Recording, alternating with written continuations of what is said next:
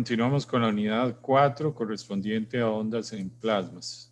Estábamos viendo en la clase anterior el concepto de onda longitudinal, onda transversal, onda electromagnética, onda electrostática. Lo que tenemos aquí es la ley de Faraday, pero observen que está aplicada considerando el campo eléctrico perturbado, que lo llamamos E1, y el campo magnético perturbado, que lo llamamos B1.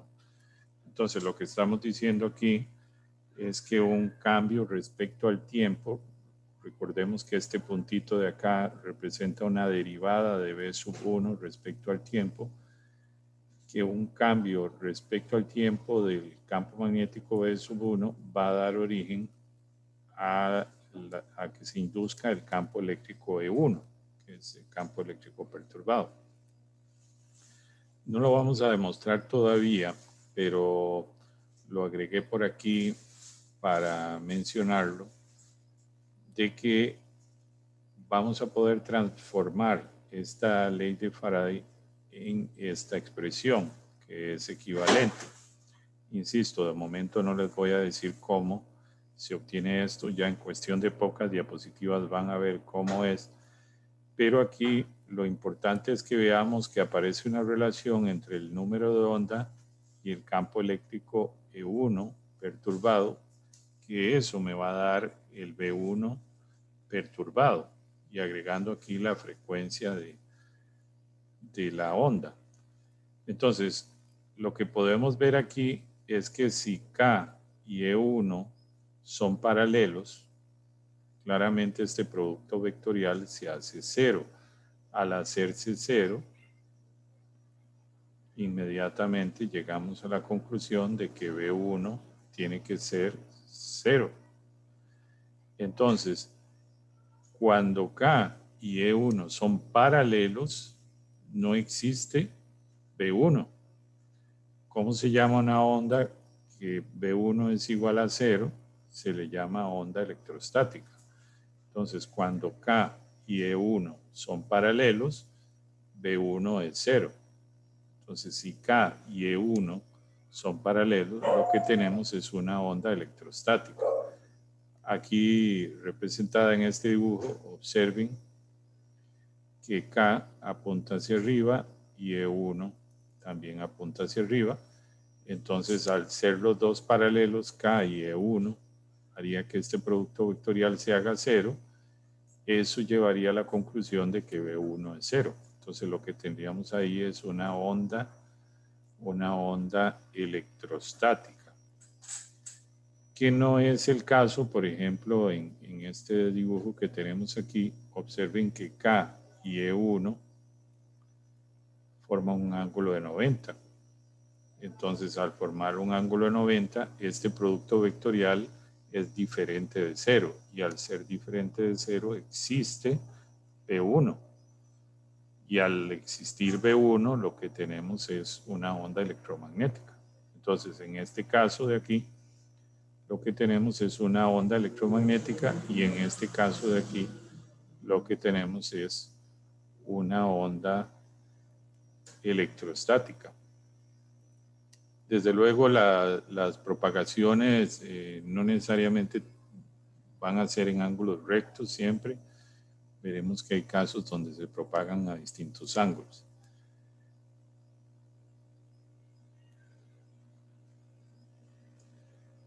¿Por qué es tan importante el tema de ondas? Bueno, en primer lugar, porque si yo lanzo ondas al plasma, puedo depositar la energía de esas ondas en el plasma y entonces aumentar la energía cinética de las partículas y por tanto subir esa energía cinética promedio que está relacionada con la temperatura. Entonces, la energía que transportan las ondas me permiten a mí subir la temperatura del plasma. Por eso se vuelve tan relevante. ¿Qué sistemas puedo usar? Bueno, podría lanzar ondas electromagnéticas en el rango de microondas.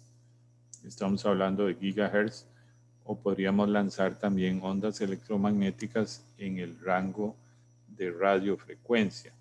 Eso es correspondiente a megahertz.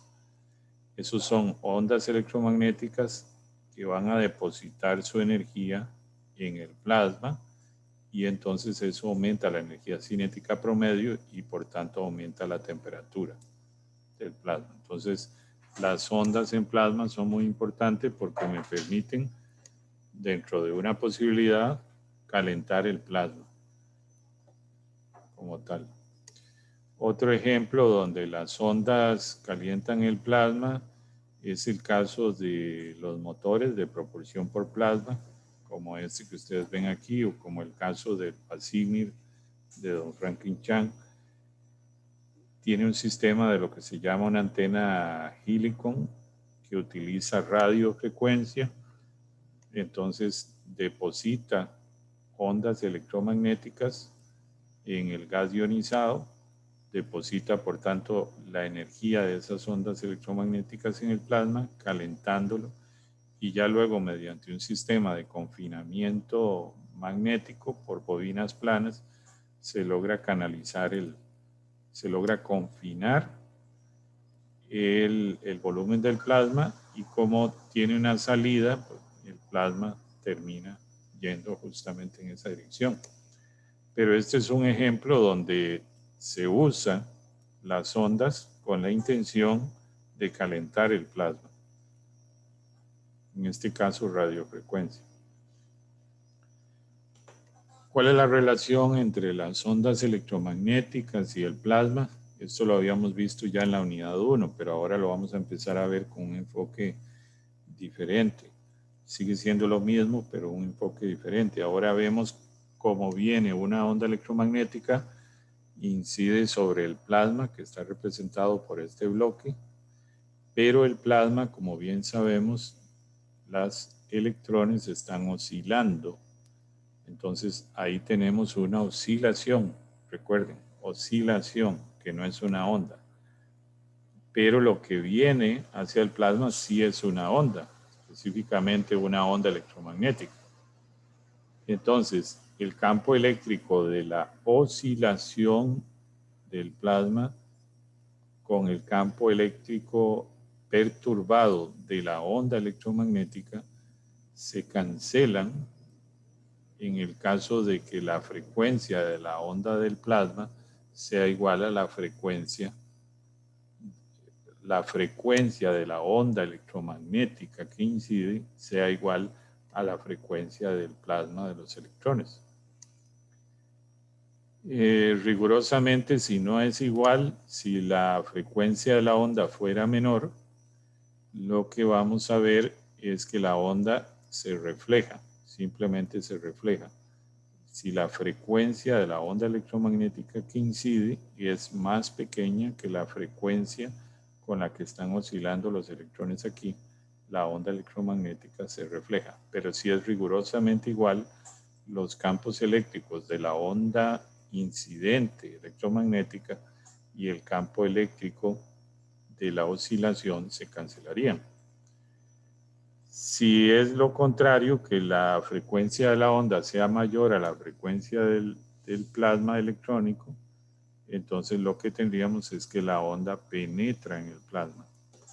Básicamente el argumento aquí es que el campo eléctrico perturbado de la onda electromagnética no es cancelado por el campo eléctrico de la perturbación en el plasma, de la oscilación del plasma. Dicho de otra manera también, la frecuencia al ser tan alta no le da tiempo al plasma de reaccionar para poder cancelar ese campo eléctrico perturbado. Entonces, cuando la onda penetra, lo que está penetrando en el plasma es un campo eléctrico perturbado y un campo magnético perturbado, que evidentemente van a perturbar el plasma. Entonces, cuando una onda electromagnética entra al plasma, termina siendo un medio de perturbación, porque tiene un campo eléctrico y magnético perturbado. Entonces, claramente al entrar una onda al plasma, va a ser que la densidad sea perturbada, que se perturbe, ¿verdad? Eso es como cuando usted, haciendo una analogía, en un lago donde el agua está quieta, lanza una piedra, la densidad en el agua ya empieza a cambiar por la perturbación. Entonces, esa perturbación de la densidad yo la puedo representar de esta manera, donde exp corresponde a la función exponencial y n raya es esa densidad en condiciones estables, donde no hay perturbación. K corresponde al número de onda de la perturbación, R al vector posición, omega a la frecuencia de la onda y T al tiempo. El vector posición y el número de onda en coordenadas cartesianas tendrían sus componentes kx, x, ky, kz. Aquí tenemos un producto escalar de ellos, entonces serían las tres componentes del vector posición por las tres componentes del número de onda. Recuerden ustedes que el número de onda será descompuesto en las componentes que tenga, ¿verdad? Si lo vemos desde el punto de vista de coordenadas cartesianas, el número de onda puede tener componente en X, en Y y en Z. Nosotros nos vamos a concentrar en un escenario donde esa perturbación solo se va a dar en X. Entonces, mi densidad no la voy a generalizar tanto, sino la voy a concentrar solo en X. Entonces, aquí voy a tener K, que por defecto va a ser Kx, pero de aquí en adelante la voy a llamar K nada más. Entiendo que K solo tiene componente en X, no tiene componente en Y, no tiene componente en Z. Y el vector posición solo va a tener componente en X. Por eso es que aquí aparece X nada más. Insisto que lo que vamos a considerar es que la perturbación solo se está propagando en X. Por ejemplo, en este esquema sería como que la perturbación viene para acá y en algún momento va para allá. Se está propagando solamente en X. Este término que está aquí, Kx menos omega t, lo voy a llamar fase. Va a ser lo que vamos a llamar de aquí adelante la fase. Lo vamos a llamar con esta letra griega, phi. Entonces, si nosotros recordamos, cuando tenemos e a la i zeta, esto lo habíamos visto en la unidad 2, lo podemos convertir a coseno de zeta más i sen de zeta, donde i corresponde al número complejo menos 1. Entonces, aquí tenemos coseno de zeta, que es lo que llamamos la parte real, y por sen de zeta, que llamamos la parte imaginaria. Nosotros vamos a considerar la parte real para nuestro análisis. Entonces, esta expresión de aquí que tengo de n, sabiendo esto que les acabo de indicar, que e a la i zeta se puede descomponer así, esto como un todo lo podríamos representar entonces como n raya coseno de phi. Recuerden que phi es esto que está aquí, que es lo que llamamos la fase, más i por n raya sen de phi. Entonces observen, voy a poner esto en otro color, que la parte real de la densidad sería esta, porque esta otra que tiene i, que es un número complejo, implicaría la parte imaginaria. Entonces, considerando la parte real, que se representa así, R mayúscula E densidad, lo que se está diciendo aquí es que estamos anotando nada más la parte real de la densidad. Va a ser n raya coseno de la fase, pero recordemos que la fase la definimos como kx menos omega t. Entonces la parte real de la densidad va a ser densidad raya, que es la densidad en un escenario no perturbado, por coseno de kx menos omega t. Muy bien. Vamos a ver. Ok.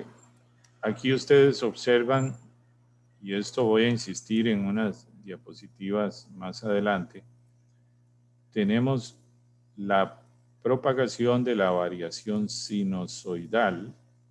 Observen cómo esta variación sinusoidal la vemos que se está propagando, pero esta variación sinusoidal está modulada.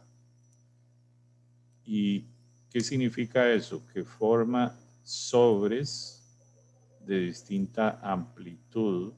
Observen, entendemos como sobre esto que está aquí, esto sería otro sobre, esto sería otro sobre, esto sería otro sobre. Entonces, dentro del sobre vemos cómo se propaga la variación sinusoidal. Pero si nosotros no estuviéramos en el sistema de referencia en el que están los sobres, veríamos que los sobres también se pueden mover con una velocidad. Entonces vamos a tener dos velocidades. La velocidad con la que se mueve la variación sinusoidal dentro de los sobres y la velocidad con la que se mueven los sobres. Vamos a llamar a la velocidad con la que se mueve la variación sinusoidal, la vamos a llamar velocidad de fase, y la velocidad con la que se mueven los sobres la vamos a llamar velocidad de grupo. La velocidad a la que se propaga la energía en una onda, les adelanto desde ya, es la velocidad a la que se propagan los sobres. Es decir, los sobres son los que transportan la energía de la onda. La velocidad de fase es simplemente la velocidad con la que se propaga la variación sinusoidal. Muy bien, vamos a seguir insistiendo en eso más adelante. Volviendo entonces, si yo tomo la parte real de la perturbación de la densidad, que recordemos que era densidad estacionaria por coseno de kx menos omega t, recordando que esto que tenemos aquí es lo que llamamos la fase kx menos omega t, que es esto que está aquí. Si nosotros quisiéramos una fase constante en el tiempo, significaría que esa fase, que era phi, derivada respecto al tiempo, daría 0, porque nosotros en este escenario queremos mantener una fase constante. Entonces, si usted esto, por ejemplo, tomen aquí, apliquen esta derivada a este término y apliquen esta derivada a este otro término. Entonces vamos a tener la derivada de x respecto de t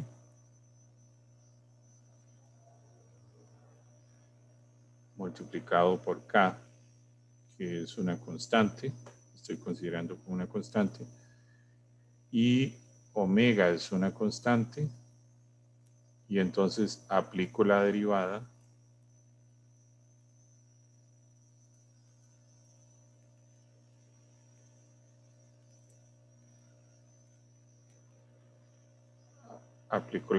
sobre el tiempo. Entonces, si vemos, lo que voy a obtener aquí es k derivada de x respecto al tiempo es igual a omega, lo que me llegaría a dar que la derivada de x respecto al tiempo es igual a omega entre k. Y claro, ¿qué es una derivada de x respecto al tiempo? Es una velocidad. Entonces, lo que estoy obteniendo aquí es que la velocidad de la fase es omega entre k. y llamamos a eso velocidad de fase.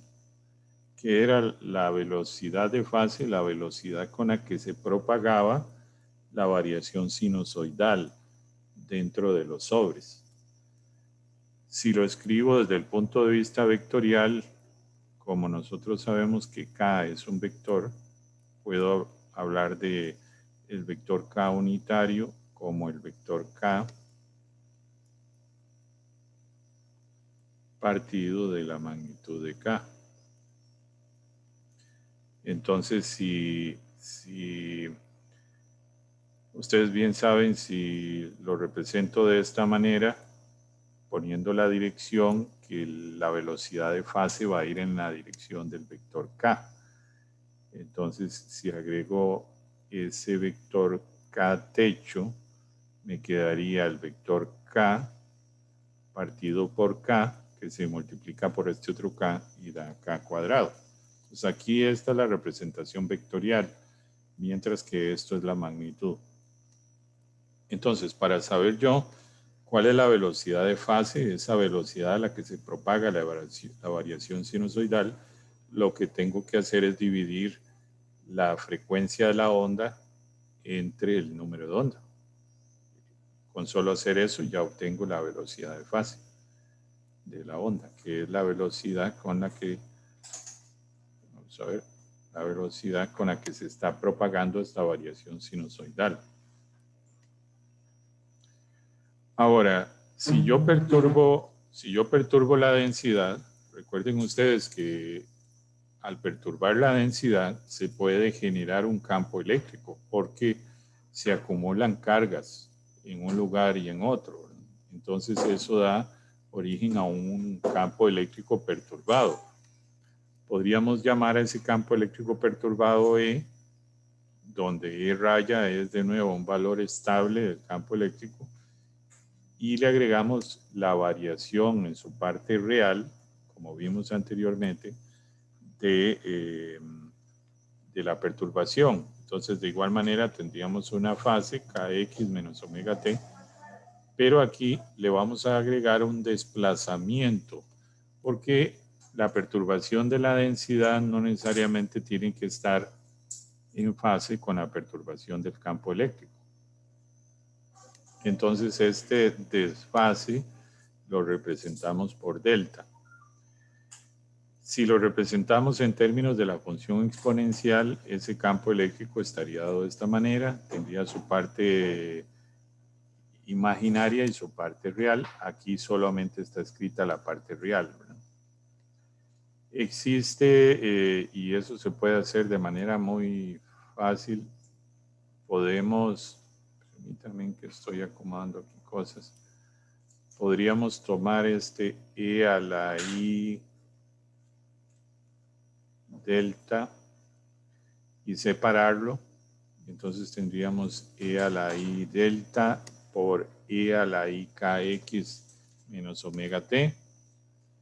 Y entonces redefinir esto como un solo.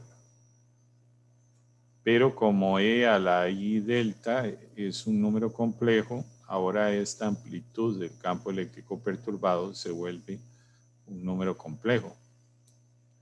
Nosotros este término lo podemos representar en su parte imaginaria, real. Recuerden que re E significa la parte real, que sería la magnitud por coseno de delta. Recuerden que este E a la I delta se representa como coseno de delta más I sen de delta. Entonces tenemos la parte real y tenemos la parte imaginaria. Esta IM lo que representa es que estoy escribiendo la parte imaginaria, que sería E sen de delta. Yo puedo hacer un cociente de las dos, de la parte imaginaria y real, y lo que tendría es tangente de delta, con lo cual podría encontrar el valor de delta. Bueno, en términos generales, una perturbación de lo que sea la velocidad del fluido, el campo eléctrico, la densidad, etcétera, la puedo representar de esta manera. Y la vamos a representar de esta manera para esta unidad. Tengo G1 por el valor de G1 en condición estable, por la función exponencial a la I K.R. Esto ya es de una forma general. Recuerden que K tiene sus componentes, R tiene sus componentes y luego tengo omega T. Entonces, de aquí en adelante, cualquier perturbación de fluido, de campo eléctrico, de densidad, la vamos a representar de esta manera. Muy bien, vamos a hacer el siguiente ejercicio. Supongamos que tenemos un campo eléctrico que varía de esta forma, donde K es el número de onda, pero le estamos sumando un pequeño cambio en K, que lo llamaríamos delta K. Eso va multiplicado por X. Y la frecuencia es omega, pero le estamos sumando un pequeño cambio de la frecuencia. Tenemos un segundo campo eléctrico que sería E sub 0. Y aquí, más bien acá, le estamos restando un delta K. Entonces, la diferencia entre este campo eléctrico y este en cuanto a K sería 2 delta K, porque este tiene más delta K y este tiene menos delta K. Entonces, la diferencia entre estos dos es 2 veces delta K. Observen que este tiene una frecuencia de omega restándole delta omega, mientras que este es omega más delta omega. Entonces, la diferencia entre estos dos en cuanto a frecuencia es 2 veces delta omega. Lo que vamos a hacer es sumar esos dos campos eléctricos. Y queremos sumar esos dos campos eléctricos para generar una modulación del campo eléctrico. Entonces, dos variaciones cosenoidales de campos eléctricos los vamos a sumar. Definimos A como Kx menos omega t y B de esta manera. Si usted saca el tiempo y hace la sustitución, se da cuenta que la suma de E1 más E2 quedaría como E sub 0. Recuerden que E sub 0 es el campo eléctrico que está multiplicando aquí. Coseno de A más B más E sub 0 coseno de A menos B. Utilizando las relaciones correspondientes, coseno de A más B sería esto que está aquí. Y coseno de A menos B, como ustedes bien saben, sería esto que está aquí. Entonces, lo que vemos es que aquí tenemos este. Y aquí tenemos este otro, que son iguales y de signo contrario. Entonces, este se cancela con este. Y vemos que nos queda coseno A por coseno B más coseno A por coseno B. Es decir, nos quedaría 2 veces coseno A coseno B. Si volvemos a lo que significaba A era Kx omega t y B era esto, que lo sustituimos aquí. Entonces, la suma de esos dos campos eléctricos que tienen una variación cosenoidal nos da este resultado. Ahí lo que estamos diciendo es que hemos modulado el campo eléctrico a partir de la suma de dos campos eléctricos que varían cosenoidalmente. Entonces, cuando hacemos esa suma de esos dos campos eléctricos que variaban cosenoidalmente, lo que vamos a ver es que se nos forman unos sobres, que es esto que está aquí, y dentro veríamos la variación sinusoidal que se propaga. Entonces, cuando generamos estos sobres, que son variaciones en amplitud, es decir, hemos modulado, estamos transportando la energía a través de esos sobres.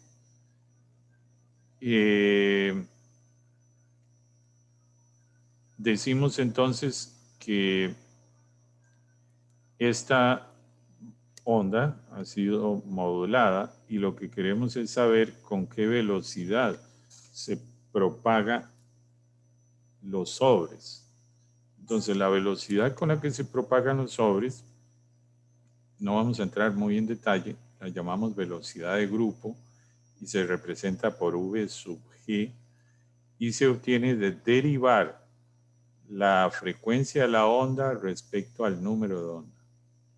Entonces, y esto lo vamos a ir entendiendo mucho más conforme lo pongamos en práctica más adelante en las clases siguientes. Pero de momento ustedes lo que tienen que entender es que la velocidad de grupo se obtiene de derivar la frecuencia de la onda respecto al número de onda.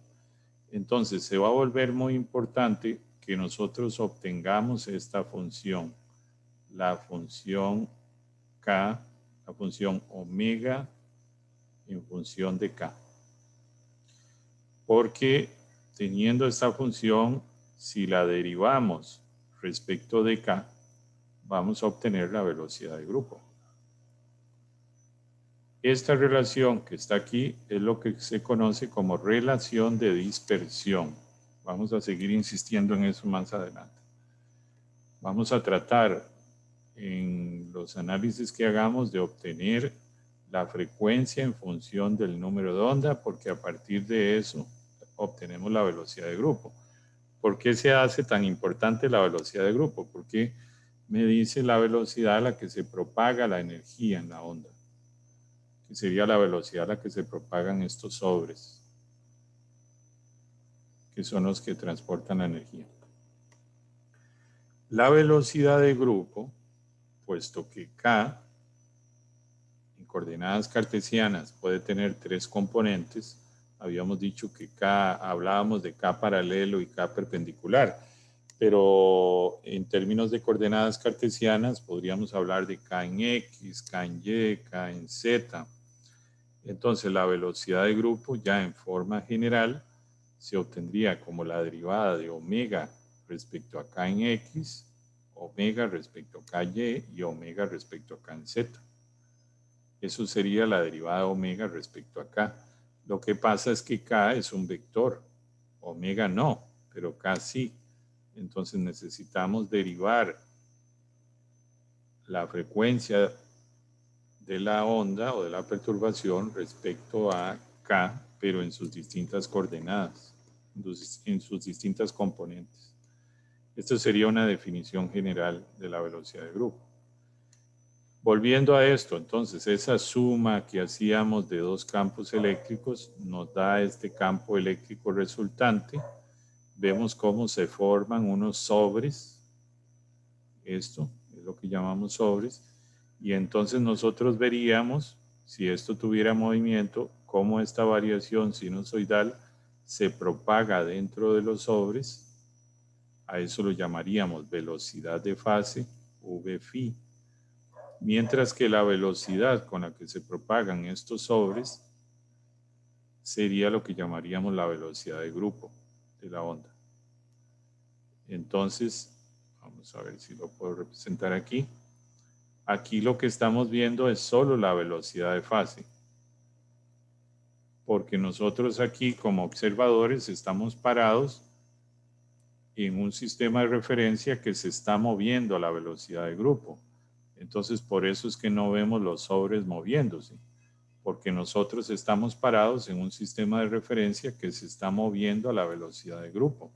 Entonces, vemos los sobres como quietos, pero ellos se están moviendo a la velocidad de grupo. Pero nosotros como observadores también nos estamos moviendo a la misma velocidad de grupo. Entonces, por eso es que no vemos los sobres moviéndose. Pero sí vemos la velocidad de fase. ¿Por qué? Porque la velocidad de fase suele ser mayor a la velocidad de grupo. Lo más normal es que la velocidad de fase sea mayor a la velocidad de grupo o igual a la velocidad de grupo. Cosas interesantes y ustedes dirán, ¿pero cómo? La velocidad de fase puede ser mayor a la velocidad de la luz, pero la velocidad de grupo no puede ser mayor a la velocidad de la luz. ¿Por qué? de las dos, la que transporta energía es la velocidad de grupo. La velocidad de grupo, la velocidad de fase no. La velocidad con la que se propaga la energía es la velocidad de grupo, no la velocidad de fase.